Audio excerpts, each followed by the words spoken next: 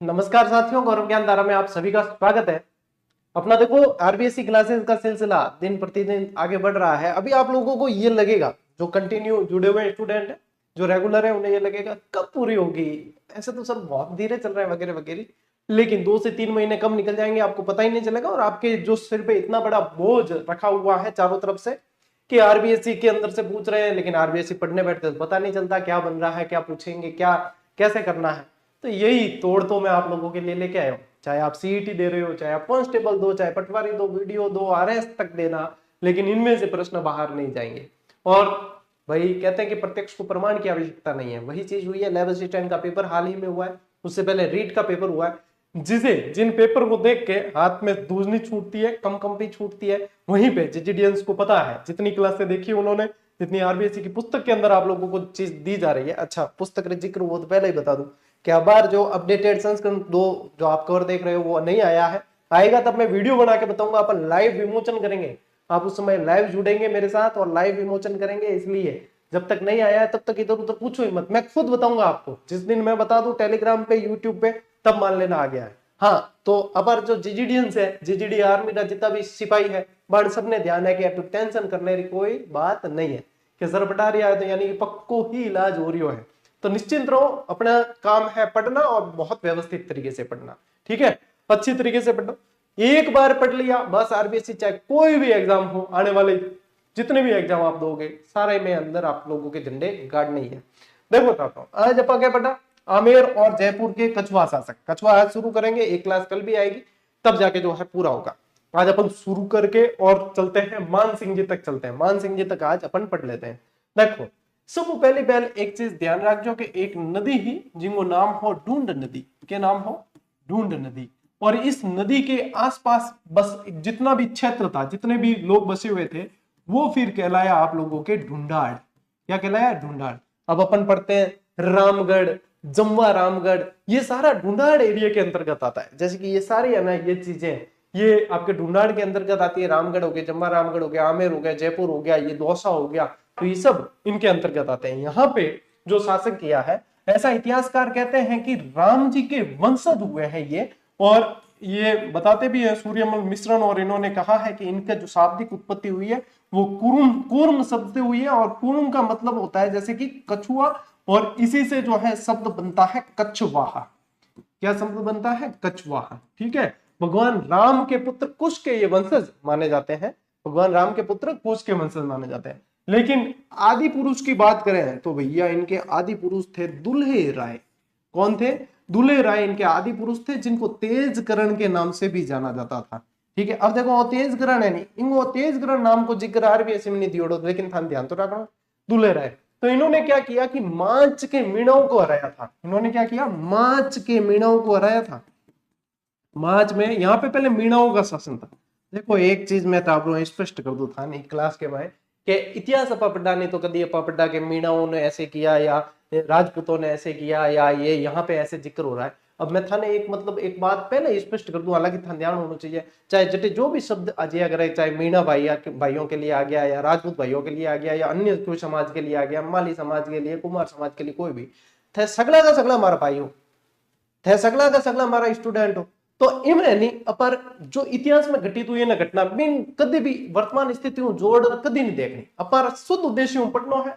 अगर देखो कई जना क्या कर दिया करे कि इन जोड़ दिया करे, आज वर्तमान की परिस्थिति क्या गुरुजी ने ऐसे पढ़ा, अरे गुरुजी ने ऐसे नहीं, गुरुजी ने मतलब इतिहास पढ़ा रहे हैं, इतिहास के अंदर ये चीजें 10वीं के अनुसार बता रहा हूँ।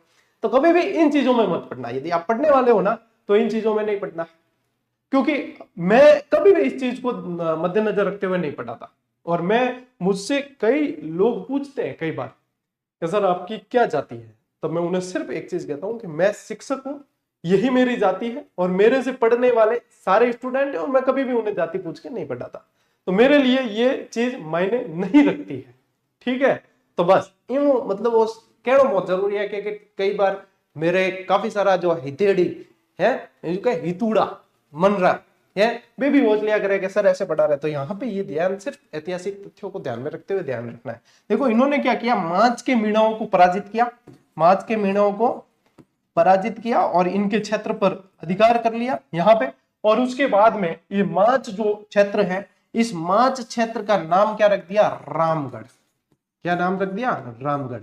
उससे पहले इन्होंने दौसा के, सबसे पहले दौसा को राजधानी बनाया था इन्होंने, ठीक है, दौसा को राजधानी बनाया, दौसा को इन्होंने राजधानी बनाया। देखो कछुआ वंश की जो है राजधानियों का क्रम आपको पूछ सकते हैं, तो भैया जब भी पूछे तो ऐसे कह देना कि डीजे पर आज नाचेंगे। क्या कहोगे कि डीजे पर आज नाचेंगे। राजधानी पूछ ले, जयपुर के कछुआओं की क्रम पूछ ले तो कहना डीजे पर आज नाचेंगे। डी यानी कि दौसा, जे यानी कि जमवा रामगढ़, जमवा रामगढ़, ए यानी कि आमेर, और जे यानी कि जयपुर। अच्छा, बीच में जो है खो नाम की भी एक अस्थायी राजधानी बनाई थी, लेकिन वो इतना आप लोगों के काम की नहीं है, वो नहीं पूछते डीजे पर आज नाचेंगे, खाली तो याद रख लियो बस। आजकल का टबर टबर नहीं है भाई, आजकल का टबर तो माने सीधा ही प्रोफेसर ही मिले, यूं समझ लो बाणे, मतलब वो भी चीजा में भी जोर पड़े कई तो, मतलब इतने आलसी हो गए, मैं तो कहता हूं इतने आलसी हो गए। ये एआई के जमाने ने, डिजिटल जमाने ने इनको इतना आलसी कर दिया कि इनको पेन चलाने में जोर पड़ता है। एक तो पीडीएफ के खातिर धड़ो देते हैं, पीडीएफ की नहीं था, पीडीएफ देनी बंद कर दी हमने इसी कारण, क्योंकि ये इतने मतलब आलसी होते जा रहे हैं कि ये पढ़ना मतलब इनको पीडीएफ नाम की बैसाखी लेकर चलना चाहते। दूसरा जीजीडी फैक्ट प्रो दे रहा ना, उसकी भी पीडीएफ मांगने लगे। अरे टाबर तने मतलब इतनी भी मेहनत नहीं करनी है कि सारा जो है क्रम अनुसार मैं जमान दे रही हूं, मैं थान उपलब्ध करा रही हूं डेटा, इतो तो पेन चला सके ना कि कॉपी रजिस्टर मांडना और क्या, हाँ आ चीज आई नोट करना। जब आपके अंदर मेहनत करने की जो है शक्ति मर जाएगी तो समझ लेना कि सिलेक्शन अपना नहीं है भाई, बहुत कंपटीशन है, और दुनिया में इतने मेहनती लोग हैं जिसकी आप कल्पना भी नहीं कर सकते, इतने मेहनती लोग पड़े पड़े। यानी कि अपने को किसी चीज में जोर पड़ रहा है ना, तो समझ लेना कि आप से कई गुना ज्यादा डिजर्विंग है इस जॉब के लिए कई सारे विद्यार्थी। अच्छा, एक इंसिडेंट बताता हूँ 2-5 मिनट की, लेकिन आप लोगों के लिए ये बहुत जरूरी बात है, इसलिए एक इंसिडेंट बताता हूं मैं कि अभी कल परसों ही एक मैंने कमेंट पढ़ा है ना, हालांकि टेक्निकल टीम से तो पीडीएफ के लिए कई जने जो है अपाड़ा खावे है, बेटा 2000 पीडीएफ दो, पीडीएफ दो, पीडीएफ किसी को नहीं दी जाएगी, ये मैंने क्या रखा है। हाँ, कल कमेंट ये पढ़ा था कि सर आप इसमें बहुत ज्यादा जो है, बहुत ज्यादा मैटर करवा रहे हो आप इसके अंदर, तो आप इतना मैटर ये मत करवाइए कि हमसे इतना याद नहीं होता। अरे अपने से याद नहीं हो रहा है, यानी कि 1 मिनट है ना, कोई फोन आ रहा है, एक बात कर लेता हूं मैं पहले।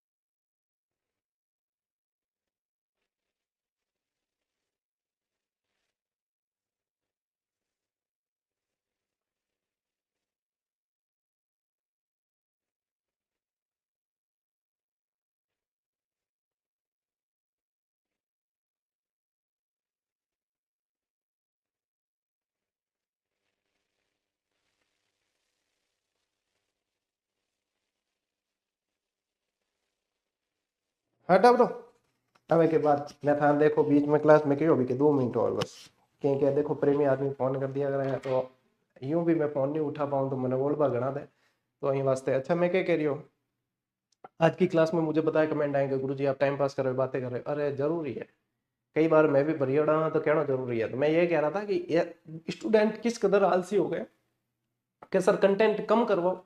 अरे आरबीएससी में दिया हुआ है माता है, अब अपने को लग रहा है कि हम नहीं कर पा रहे, इसका मतलब दुनिया नहीं कर पाएगी, ये मत सोचना। आरबीएससी के अलावा मुझे इसमें पूर्णता के साथ पढ़ाना जरूरी है। सिर्फ आरबीएससी कराऊं ना तो मैं अभी 10वीं क्लास के 5वें चैप्टर में चल रहा होता ये, और आप देखोगे कि अभी 10वीं क्लास का पहला चैप्टर भी अभी 5-7 क्लासें और आएगी। तो ये तो है एफर्ट। पेड क्लास के अंदर भी यदि कोई आरबीएससी का बैच लॉन्च कर दें पेड क्लास के अंदर, आपको ऐसी क्लास नहीं कर पाएंगे। अरे मेहनत लगती है इन चीजों के लिए, और इन चीजों के लिए पीछे भावना होनी चाहिए कि हमें कुछ करना है स्टूडेंट के लिए। मेरे माए घनी भावना उमड़े पज थे के तो के गुरुजी नहीं नहीं इतो नहीं कर। अरे टाबर केड़ी बातें कर रहे थे। कई बार मेरी इच्छा है कि बस पढ़ाना बंद कर दूं, आना पढ़ना तो है नहीं, क्या थे आई हूं पढ़ लीजिए बस, और तो क्या करा। इतनी मेहनत करके आपके क्लास देते हैं, थोड़ी सी जो है तल्लीनता रखो, नियमितता रखो, पढ़ने के प्रति श्रद्धा रखो। जितनी मेहनत करोगे उतना आने वाले समय में, मैं हकीकत कर रहा हूं, आने वाले समय में प्राइवेट जॉब बहुत ज्यादा खतरे में। एआई आधी नौकरियां खा चुका है, आधी खा जाएगा। गवर्नमेंट जॉब में तो जो आ गए तो फिर भी सेफ है, फिर भी सेफ है। कितनी नौकरियां खा गया एआई बताओ। कभी किस इस चीज पे कभी चर्चा करेंगे तो सुनना। मेरे को खुद को सामने दिख रहा है कितनी नौकरियां खा गया। तो प्राइवेट जॉब तो बहुत ज्यादा, मतलब मैं समझता हूं अभी तक मुझे लग रहा है बहुत ज्यादा खतरे में। अब तो गवर्नमेंट में जो आ रहे हैं वो पार हो रहे हैं भाई, सीधी बात है। ले आओ अपन में, ठीक है। एक बार स्क्रीनशॉट ले लो, अपन चलते हैं नोट्स मेकिंग पैटर्न पे।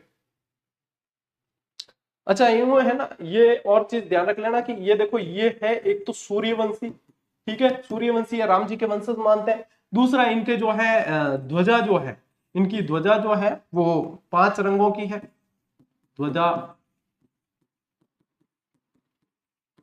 5 रंगों की है। और कुल देवी ध्यान रखना, कुल देवी अन्नपूर्णा माता। अरे हाँ हाँ बता रहा हूँ, कई जना दिमाग में आ रही है गुरुजी हमने तो जम्बाई माता पढ़ा है। ले रे यही है जम्बाई माता। मन ध्यान है दिमाग में ऐसी चीज आए कि हमने तो ये पढ़ा, तो पहले ही बता दो। कुल देवता गोविंद देव जी, गोविंद देव जी। कभी मेरे ऑफिस का वीडियो देखते हो आप तो पीछे तस्वीर लगी हुई है गोविंद देव जी की है। कई बार टबर कह गुरु जी आपने पीछे क्यों लगा रखी है, पीछे गोविंद देव जी की। अरे आगे भी है बाबूजी तस्वीर, अंधे भी चारों तरफ है। तो मैं किधर भी घूम के बैठ जाऊं, और ईश्वर तो अपने अंदर है ना, सबसे बड़ी बात तो ये तो सिर्फ भावनाएं है मन की। ले स्क्रीनशॉट में। तो देखो अब अपा आरबीएससी नोट्स मेकिंग पैटर्न में कि उत्पत्ति दे रखी। पहली तो यूं देखोगे तो नोट्स कितना बढ़िया बन गया है। उत्पत्ति मान्यता देखिए कि कछुआ अपनी उत्पत्ति भगवान राम के ज्येष्ठ पुत्र कुश से मानते हैं, ठीक है। इसलिए भी कहते हैं कई जने कि ये कुशवाहा कहलाए और फिर जो है कछुआ हो गया। ये भी एक मत है, ये भी ध्यान रखना है कि ज्येष्ठ पुत्र कुश से माना जाता है। यानी कि क्या है भाई, ये राम जी के वंशज माने जाते हैं, ठीक है। राम जी के वंशज के, राम से बड़ा राम का नाम, ठीक। नामकरण देखो, नामकरण का कारण क्या है, सूर्यमल मिश्रण के अनुसार कुर्म नामक रघुवंशी शासक की संतान हुए। और कुर्म का ये कहते हैं कि शाब्दिक अर्थ भी कछुआ होता है। क्या कहते हैं कि कुर्म का शाब्दिक अर्थ भी कछुआ होता है। लेकिन कुर्म नाम का एक रघुवंशी शासक यानी कि राम जी के वंशज शासक की संतति यानी संतान होने से ये कुर्म वंशीय कहलाए। और कुर्म वंशीय कहलाने से फिर बाद में जो है साधारण भाषा में कुर्म वंशियों को कछुआ कहा जाने लगा। तो कछुआ नाम कैसा है, ये कुर्म वंशीय होने से कछवाहा आ गया, तो इसलिए ये कछवाहा शासक कहलाए हैं। ढूंढाड़ में संघर्ष हुआ है तो देखो ढूंढाड़ प्रदेश में अपना राज्य स्थापित करने के लिए कछुआओं को मीणों तथा बड़गुजरों से संघर्ष करना पड़ा था। अब मीणों और बड़गुजरों से यानी कि देखो मैंने बताया स्पेशल जगह बता दी, कौन सी ध्यान रखनी है, माच के मीणों को, ठीक है। और माच का नाम फिर क्या हो गया, ये रामगढ़। और फिर बाद में जब कोकिल देव आता है तो कोकिल देव आमेर के मीणाओं को पराजित करके आमेर को राजधानी बनाता है। आगे आएगा। अभी देखो अभी तो अपन ने जैसे कि अभी अपन को आपको मैं दुल्हे राय भी पढ़ाऊंगा, दुल्हे राय के बाद में राजदेव, पृथ्वीराज, कछुआ, कोकिल वगैरह खूब सारे शासक पढ़ने अपने को, ठीक है। प्रारंभिक प्रथम राजधानी दौसा थी, दुल्हे राय ने बनाई थी। किसने, दुल्हे राय। आदि पुरुष कह सकते हो आप दुल्हे राय को। चौहानों के अधीन यानी कि कछुआ शासक प्रारंभ में चौहानों के सामंत थे। मोस्ट इंपॉर्टेंट कर देना इस लाइन को, ये पूछा जाता है, ये पूछा जाता है। जैसे कि चौहानों के अंदर पूछा जाता है कि गुर्जर प्रतिहारों के सामंत थे, और यहाँ पे पूछा जाएगा कछुआ चौहानों के सामंत थे। अब पृथ्वीराज चौहान की समय की बात बताता हूँ। पृथ्वीराज चौहान के समय जब महुमा का युद्ध हुआ तो कल वाली क्लास में मैंने नहीं बताया था, वहां पे एक नाम ऐड करना, पंजुम राय कछुआ। क्या नाम करोगे? पंजुन राय कछवा। एक बार ये प्रश्न बड़ा भी था कि पंजुन राय कौन से वंश से था, तो वो चौहानों की तरफ से लड़ा था महोबा के युद्ध में, वहां पे प्रशासक भी बनाया था महोबा में उसको, लेकिन वो कछवा शासक था, पंजुन राय कछवा। ठीक है, तो ये नाम ध्यान रखना और लिख देंगे, स्क्रीनशॉट देवाने काम आए। ठीक है, हालांकि स्क्रीनशॉट की ना देवारे सारे ही प्रश्न कवर हुए, अब तो हमने देना ही बंद कर दिया स्क्रीनशॉट। किस चीज के दें? सभी में से आता है सवाल, सभी में से मतलब सभी प्लेटफॉर्म से नहीं, अपने सभी जो एफर्ट में से, टेस्ट सीरीज में से आता है, बुक में से आता है, जीजीडी फैक्ट में से आता है, 1 मिनट शो में से आता है, आप लोगों को जितनी जो चीजें करवा टेस्ट सब जगह से आ जाता है। बताइए दुले राय का योगदान। अब देखो 1137 में शासक बनता है, 1137 में दुले राय ने बड़गुजरों को पराजित कर ढूंढाड़ में नवीन राज्य की स्थापना की, और दुले राय ने जम्वा रामगढ़ के मीणों को परास्त करके उसे भी अपनी राजधानी बनाया। पहले सबसे पहले दौसा को राजधानी बनाया, उसके बाद में जम्वा रामगढ़ को बनाया। इन दोनों को राजधानी बनाने वाला दुले राय था। फिर आमेर को राजधानी बनाता है कोकिल देव, है ना, आमेर को कोकिल देव बनाता है, और आमेर फिर जयपुर की स्थापना तक आमेर ही राजधानी रहती है। ठीक है, ये ध्यान रखेंगे। फिर देखो यहाँ पे यदि देखोगे आप तो दुले राय के बाद में, और यदि देखोगे आप तो दुले राय के बाद क्या ध्यान रखना है कि 1207 के अंदर कोकिल देव ने आमेर के मीणों को पराजित किया और अपनी राजधानी बना दिया आमेर को। आमेर के मीणों को पराजित करके और आमेर को राजधानी बनाने वाला कौन है? ये है कोकिल देव है। ये क्या ध्यान रखोगे? ये कोकिल देव है। और इसने, कोकिल देव ने, ये ध्यान रखना, यादवों से, इसने क्या किया? यादवों से मेड़, और ये एक्स्ट्रा लिखवा रहा हूं मैं, बैराठ जीते।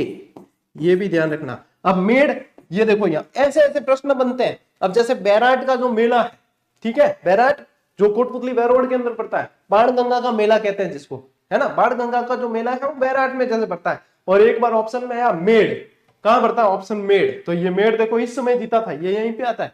ये प्रश्न बनते हैं। प्रश्न जहां से बनेंगे मैं सारी चीज बताऊंगा, आपको नियमित रहना है और स्क्रीनशॉट लेना है। लो स्क्रीनशॉट, चलो बजे आगे बेटा। ठीक है, अब भारमल आता है, तो भारमल से पहले भैया, भारमल से पहले अपने को कुछ चीजें ध्यान रखनी है। जैसे मुख्य मुख्य शासक करवा देता हूं मैं, बीच में और जैसे शासक हुए हैं वो तो आप लोगों को इतना ध्यान नहीं देना है। अब राजदेव ध्यान रखना है। राजदेव को क्या ध्यान रखना है कि इन्होंने कदमी महलों का निर्माण करवाया। क्या ध्यान रखना है? कदमी महलों का निर्माण करवाया इन्होंने। आमेर में कदमी महलों का निर्माण करवाया। अब ये कदमी महल क्यों प्रसिद्ध है? कदमी महल इसलिए प्रसिद्ध है कि कदमी महल में कछुआ शासकों की, लिखो डाबरों, लिखो जल्दी फटाफट, रजिस्टर पेन पास में रखनी है। इसमें कछुआओं की, ये कछुआ शासकों या कछुआओं की भी कह सकते हो, कछुआओं का राज तिलक किया जाता था। राज तिलक किया जाता था। इनके बाद में, राजदेव के बाद में जो मुख्य शासक है उसमें आप ध्यान रखेंगे पृथ्वीराज प्रथम। पृथ्वीराज प्रथम, कछुआ शासक की बात कर रहा हूं मैं, पृथ्वीराज प्रथम ध्यान रखना है। अब पृथ्वीराज प्रथम जो है भाई साहब, ये पेन चेंज कर लेंगे। पृथ्वीराज प्रथम में ध्यान रखना ये विष्णु के उपासक थे। ये विष्णु के उपासक थे, पहली चीज। दूसरी चीज, इनके समय रामानुज संप्रदाय है ना, रामानुज संप्रदाय की अपने यहाँ पे पीठ देखो, एक तो अपने रसिक संप्रदाय जो सीकर, रेवासा सीकर वाली, और एक गलता। तो रामानुज संप्रदाय की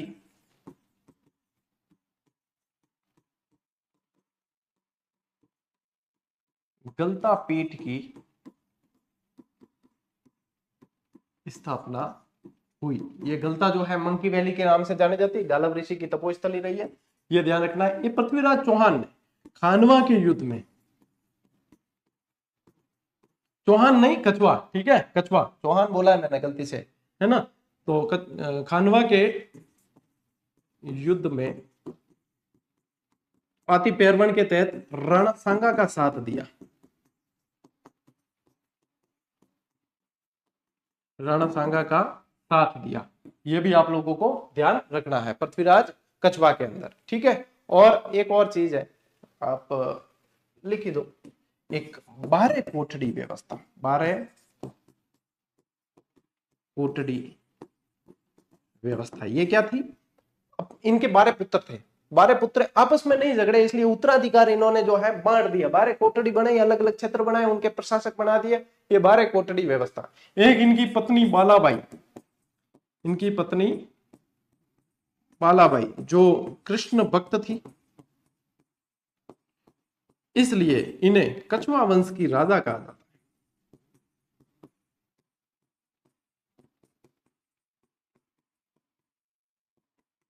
अब बताइए, इतने मुख्य शासक जो है आरबीएससी की किताब में नहीं दे रखे तो क्या अपन छोड़ दें? नहीं छोड़ सकते भाई, नहीं छोड़ सकते। ठीक है, अब इनके अलावा है नहीं। अब देखो अगले शासक में ध्यान रखना है, इनमें बच्चे बीच में और भी शासक हुआ, लेकिन बच्चे शासक जो है ध्यान रखना है, रतन सिंह शासक बनिया। कौन बनिया? रतन सिंह जो है वो शासक बने। इनके पिता का नाम भीम सिंह था, इनके पिता का नाम भीम सिंह था। लेकिन रतन सिंह जो है ना, वो आमोद प्रमोद विलास के अंदर डूबे रहते थे। तो ये क्या है? ये एक तरीके से विलासी शासक थे। ये क्या है? विलासी शासक थे। अब विलासी शासक थे, दूसरी रानी से जो उनकी बालाबाई से जो पुत्र थे, उनमें आप लोगों के जैसे भारमल अब शासक कैसे बना, तो उसके पीछे की स्टोरी आएगी, है ना। भारमल शासक बना तो भारमल के भाई था सांगा, भारमल का भाई था सांगा। कौन था? सांगा। अब यहाँ पे सांगा वाली स्टोरी ध्यान रखना, देखो मैं यहाँ पे बताता हूँ। भारमल यानी पूरी जो है कूटनीति भारमल ने की है, भारमल ने शासक बनने के लिए बहुत जबरदस्त कूटनीति की है। तो जब ये रतन सिंह शासक बन गया, रतन सिंह आमोद प्रमोद में व्यस्त रहता था, और सांगा कछवा जो है, ये आप जो क्षेत्र जानते हो ना, सांगानेर, क्या सांगानेर, उसको बसाया, सांगानेर को बसाने का। अब इसने प्रयास किया रतन सिंह को हराने का, सांगा ने, लिखना नहीं है सुन लो सिर्फ, सांगा ने प्रयास किया रतन सिंह को हराने का, लेकिन हरा नहीं पाया। फिर पीछे जो है तैयार हो गया सांगा का यहाँ पे भाई था भारमल।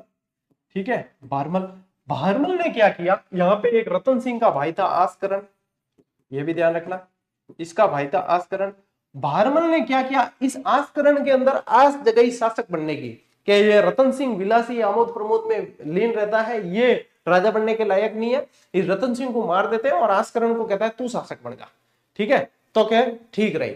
तो ये किसी तरीके से अपने बातों में लेकर और इसको रतन सिंह को जहर दिलवा देता है, और रतन सिंह की मृत्यु हो जाती है। रतन सिंह की मृत्यु होती है, तब यही भारमल ये आस्करण पे आरोप लगाता है कि ये तो भाई का हत्यारा है, ये तो शासक बन ही नहीं सकता, और शासक बन जाता है कौन?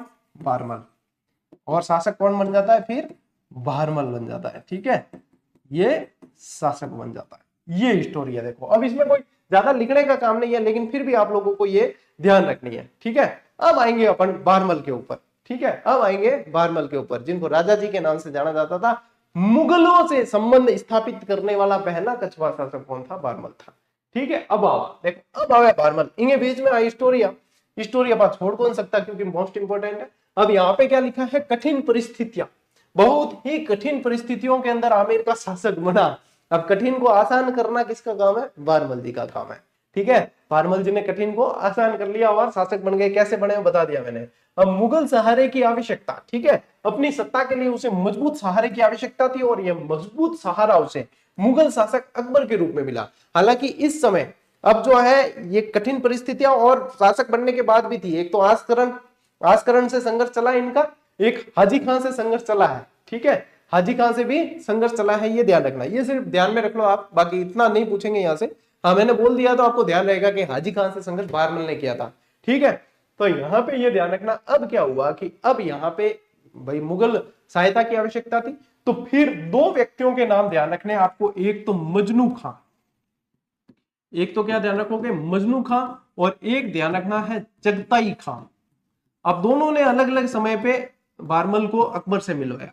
मजनू खान ने 1556 के अंदर, जब पानीपत का द्वितीय युद्ध हेमू से हुआ था अकबर का, उसके बाद में अकबर जब अपने वापस दिल्ली आता है, तब मजनू खान की मध्यस्थता से ये मिलता है अपने, क्या कहते हैं, भारमल अकबर से मिलता है।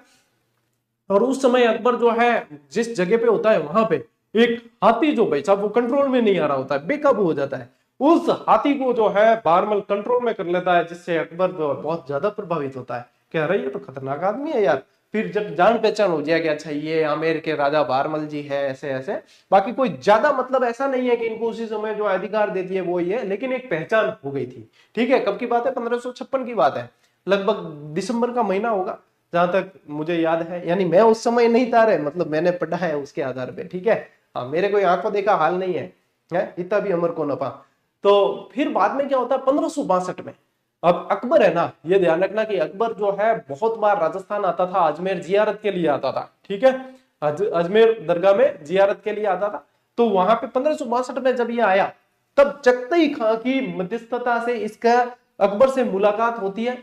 और फिर वहां पे जो है अकबर इनको बारमल को जो है क्या कहते हैं मनसबदार भी बनाते हैं। और उसके बाद में 1562 के अंदर ही अपनी पुत्री हरकाबाई का विवाह अकबर करता है, अपने बारमल करता है अकबर के साथ, समझ रहे हो। अपनी पुत्री हरकाबाई, जो बड़ी पुत्री जिनको आप इतिहास में जोधाबाई के नाम से जानते हैं, उसका विवाह करता है अकबर के साथ। तो यहाँ पे 1562 में सांबर के अंदर इनकी शादी होती है, यह ध्यान रखना। यहीं से मुगल संबंध स्थापित हो जाते हैं। और फिर जो है मान सिंह को भी जो उस समय बाल्यावस्था के अंदर ही मुगल सेवा में भेज दिया जाता है। तो ये थी भैया स्टोरी। अब देखो, प्रथम राजपूत शासक है बारमल, मुगल अधीनता स्वीकार करने वाला प्रथम राजपूत शासक हुआ है।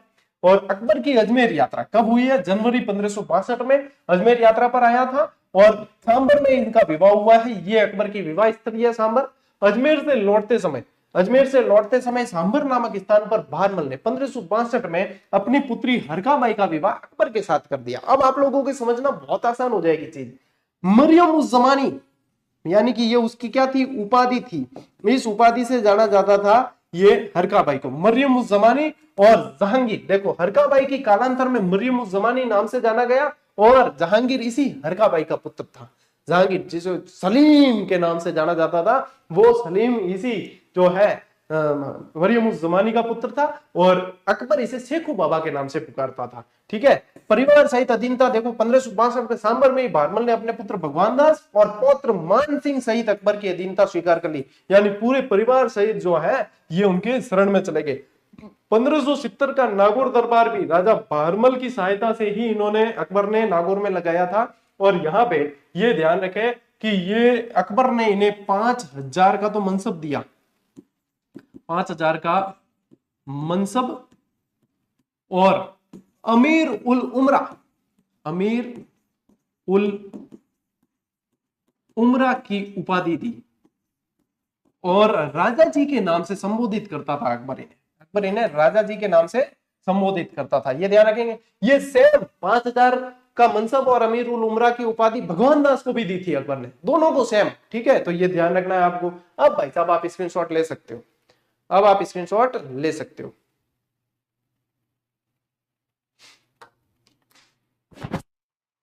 ले लो स्क्रीनशॉट फटाफट।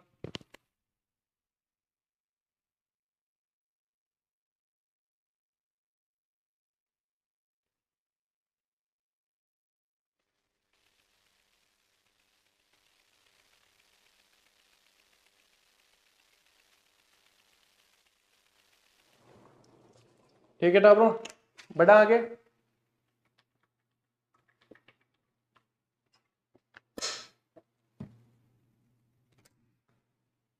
देखो, अब आते हैं अपन भगवान दास जी के ऊपर। 1573 से 1589 तक इनका शासन रहा है।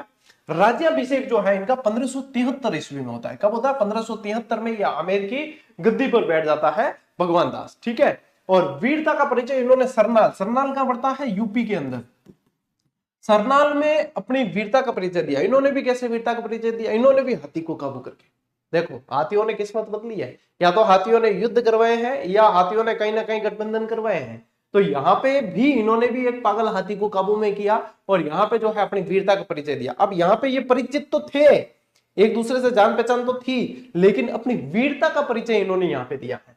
पंजाब की सूबेदारी मिलती है इन्हें, 7 वर्ष तक पंजाब के सूबेदार रहे। और मोस्ट इंपॉर्टेंट है, यहाँ से प्रश्न छपेगा आप लोगों के। और अपनी पुत्री का विवाह ये सलीम से करते हैं। ये किससे करते हैं? सलीम से, यानी कि जहांगीर से करते हैं। किससे? इनकी पुत्री 1585 में अपनी पुत्री मानबाई का विवाह किसका करते हैं? अपनी पुत्री मानबाई का विवाह ये कर लेते हैं, जिन्हें शाह बेगम के नाम से भी जाना गया इतिहास के अंदर। ये जहांगीर से करते हैं। और इनका एक पुत्र हुआ था खुसरो, जो सबसे सुंदर मुगल राजकुमार कहलाता था, लेकिन ये पितृद्रोही था। और इनके पितृद्रोही होने के कारण इसी मानबाई ने खुसरो की हत्या कर दी थी और उसके बाद में खुद भी आत्महत्या कर दी थी। इसके बाद में खुद भी आत्महत्या कर दी थी। तो खुसरो इन्हीं मान भाई और जहांगीर का पुत्र था, ये ध्यान रखें। इनकी मृत्यु 1589 में लाहौर में भगवान दास की जो है मृत्यु हो जाती है, ये भी आप लोगों को ध्यान रखना है। भगवान दास के अंदर ज्यादा नहीं है पढ़ने को, इतना ही है, आप स्क्रीनशॉट ले लीजिए, इतने यहीं से प्रश्न बनते हैं इनमें। हालांकि ये भी मैंने आप लोगों को जो जानकारी बताई है आरबीएससी से अधिक ही है। अब आते हैं अपन मान सिंह जी पे। 1589 से 1614 तक, ठीक है। 1550 में इनका जन्म होता है। 1550 में जन्म कहां हुआ पूछ सकते हैं, तो मौजमाबाद में, दूदू के पास पड़ता है, मौजमाबाद के अंदर जन्म होता है। मान सिंह केवल 12 वर्ष की आयु में ही मुगलों की सेवा में चले गए थे। 12 वर्ष की आयु में, है ना, अपने बुआ के साथ या हरका भाई के साथ में चले गए थे। मुगल सम्राट, दो मुगल सम्राटों की सेवा की है, अकबर और जहांगीर। हालांकि जहांगीर के जो है ये इतनी बनती नहीं थी, जहांगीर के और इनके इतनी बनती नहीं थी। कारण क्या था, क्योंकि जब खुसरो विद्रोही था तो मान सिंह ने खुसरो की मदद की थी, इसलिए इतनी नहीं बनती थी। रणथंबोर अभियान, ये ध्यान रखना, ये मोस्ट इंपॉर्टेंट है। 1569 में अकबर के रणथंबोर अभियान में, यानी कि मान सिंह का ये पहला अभियान था।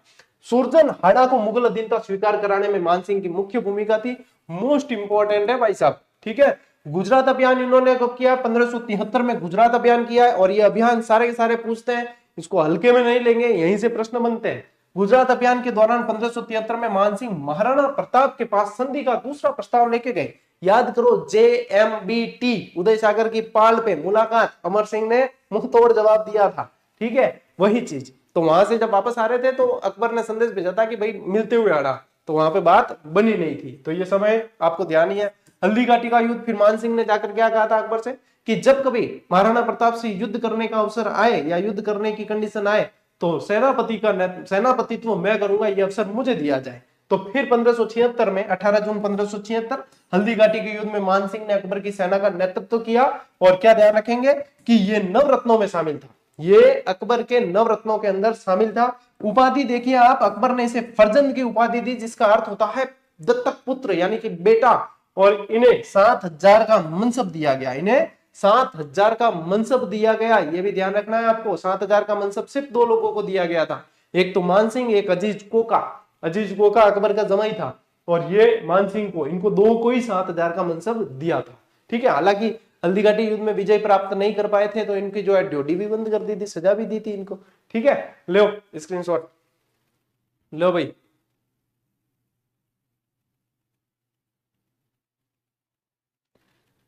देखो, राज्याभिषेक और बिहार की सूबेदारी यदि देखें तो 1589 में जब बिहार का सूबेदार था तब इनके पिता भगवान दास की मृत्यु हो गई थी और ये 1589 में आमेर के शासक बन गए थे, ठीक है। 1589 में आमेर के शासक बन गए थे। एक चीज और आपको ध्यान दिलाऊं, ये कि बिहार के ये गिद्धौर के, क्या ध्यान रखोगे, ये प्रश्न बना था, गिद्धौर के पूर्णमल को पराजित किया था।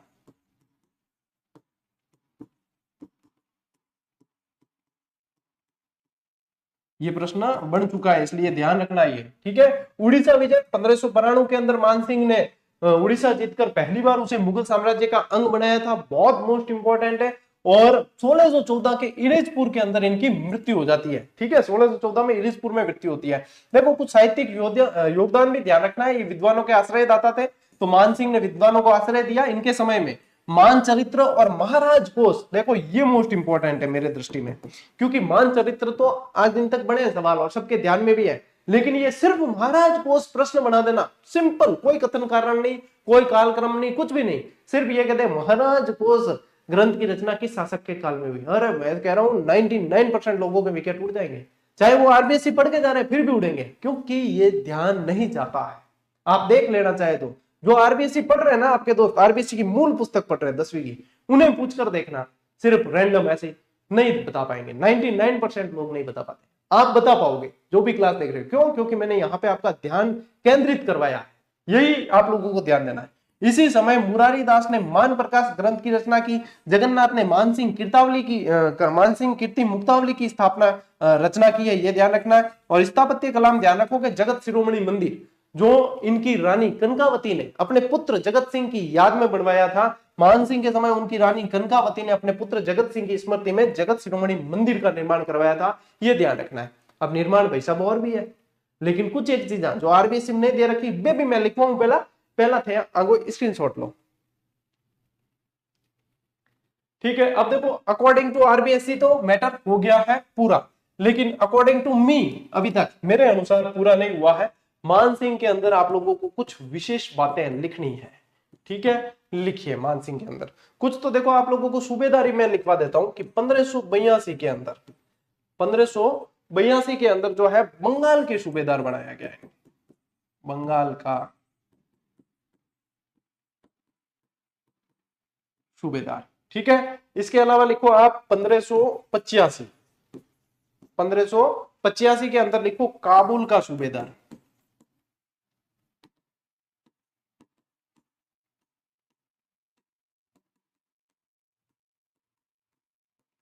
काबुल का सूबेदार बनाया है।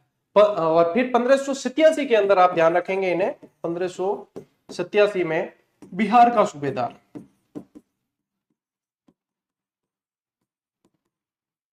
अब यहां पे देखोगे आप पीछे देखो अपन ने पढ़ा है यहाँ उड़ीसा विजय पढ़ ली, बिहार की सूबेदारी। अब ये ध्यान रखना दो बार इन्हें 1589 में दोबारा बिहार का सूबेदार बनाया गया था। ठीक है, तो बिहार के सूबेदार ये दो बार बनाए गए हैं, ये आप लोगों को ध्यान रखना है। ठीक है, 1587 में भी बिहार का सूबेदार बनाया है, फिर 1589 के अंदर भी बिहार का सूबेदार बनाया गया था, तो ये भी आप लोगों को ध्यान रखना है। ठीक है ना, फिर ध्यान रखना 15 ये जो 1589 है ना इसके अंदर लिख लो 1589, ये भी कब, दिसंबर के अंदर,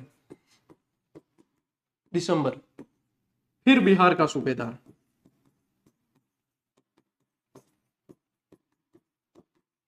ठीक है, अब क्लियर रहेगा आप लोगों के ये। ठीक है, और राज्याभिषेक भी यहां बिहार के अंदर ही, पटना के अंदर, पटना में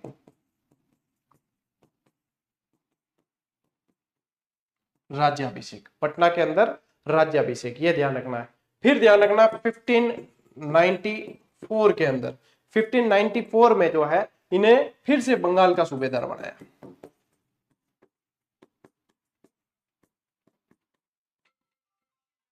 तो ये ध्यान रखना है आपको। ठीक है, ये ध्यान रखना है।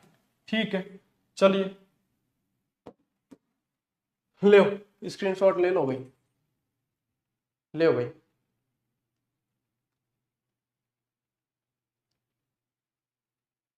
देखो एक तो ध्यान रखना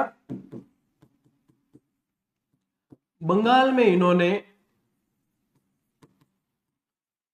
अकबरपुर बसाया। ठीक है, बंगाल में अकबरपुर बसाया है, और बिहार में मानपुर,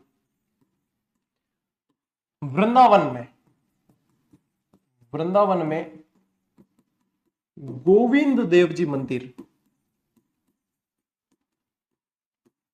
मंदिर की स्थापना इन्होंने करवाई। ठीक है, और आमेर के अंदर, आमेर में जगत शिरोमणि मंदिर, ये भी ध्यान रखें। और पर क्या ध्यान रखेंगे, बंगाल, बिहार, वृंदावन, आमेर, और बंगाल के केदार को हराकर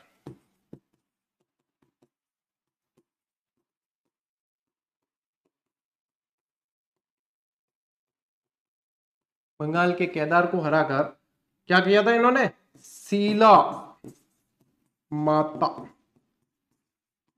की मूर्ति लाए और आमेर के जलेब चौक में स्थापित कर दी थी। ठीक है, तो ये थोड़ी सी इंपॉर्टेंट जानकारी है मेरे अनुसार, तो ये एक्स्ट्रा आप लोगों को नोट करके लिखनी चाहिए। चलिए, ठीक है, ले ली। ठीक, चलिए अब ये ऑफर हो गया है पूरा, ये 2 डेज लेफ्ट नहीं है, अब आप लोगों के ये प्राइस नहीं है, अब यही प्राइस है। जैसे ही 7 दिन पूरे हुए तो मैंने बताया था, और हर रोज सूचना दी जा रही थी टेलीग्राम पे, लेकिन फिर भाई साहब और कमेंट बहुत सारे आए लोगों के, बच्चों के मैसेज, कैसा इसे और बढ़ाया जाए। अरे वही काम थोड़ी है कि वही बढ़ाओ थे, 7 दिन तक नहीं जाग सक गया तो आपको इतने भी नहीं है कि ज्यादा। यहाँ पे तो वैसे ये भी है ना, तो ये भी ऑफर ही है। देखो वैसे तो कॉम्बो, ये पहली बात तो ये भी ऑफर है। ठीक है, यदि इन सब प्राइस को जोड़ते हो तो ये प्राइस होती है, यानी कि ये भी ऑफर में, लेकिन फिर भी अपन ने जो है ये 275 रखा कि इससे भी कम हो रही है। ये तो बहुत विशेष ऑफर था, ये तो मतलब हमने लागत से भी नीचे उतर के दिया था, विशेष ऑफर था। 7 दिन में जो एक्टिव थे ज्वाइन कर चुके, बाकी इसमें भी कर लोगे ठीक है, सोल्ड आउट हो जाएगी तो ये भी नहीं कर पाओगे, इसलिए भरोसे मत रहना। अब नेक्स्ट स्टेप इसका सोल्ड आउट का बचा है, तो सोल्ड आउट होने से सीटें सारी भर गई तो सोल्ड आउट हो जाएगी, फिर ठन गोपाल, फिर बाद में आप इस अभ्यास सीरीज का हिस्सा नहीं बन पाओगे। और गारंटी के साथ कह दूं कि राजस्थान में ऐसी अभ्यास सीरीज भूतों न भविष्य कोई नहीं करवाता ऐसी, ठीक है। जिस मेहनत के साथ, जिस शिद्दत के साथ, जिस कॉन्फिडेंस के साथ ये चीज दी जाती है और जिस प्राइस के साथ दी जाती है, ये भूतों न भविष्य है। ये आने वाले समय में आप लोगों को कहीं देखने को नहीं मिलेगी, सिर्फ जीजीडी पे देखने मिलेगी। तो चाहे आज नहीं तो बाद में भी ज्वाइन करनी पड़ेगी, तो ऐसा नहीं, मैंने पहले ही कहा आपको ऑफर में कर लो, फिर भी नहीं करते हो कोई बात नहीं। ये भी कोई 25 रुपए ज्यादा बढ़े, 25 रुपए कोई इतने नहीं है कि हजारों के मात्रा में नहीं बढ़ गए हैं, तो अभी भी ज्वाइन कर लोगे तो काफी है, लेकिन कर जरूर लेना, क्योंकि बाद में सोल्ड आउट होगी, बाद में पछताओगे फिर, ठीक है। तो आज की इस क्लास में साथियों इतना ही, अब मिलते हैं अपन अगली क्लास में, अगले वीडियो में, अगले सेशन में। तब तक के लिए राम राम, जय हिंद।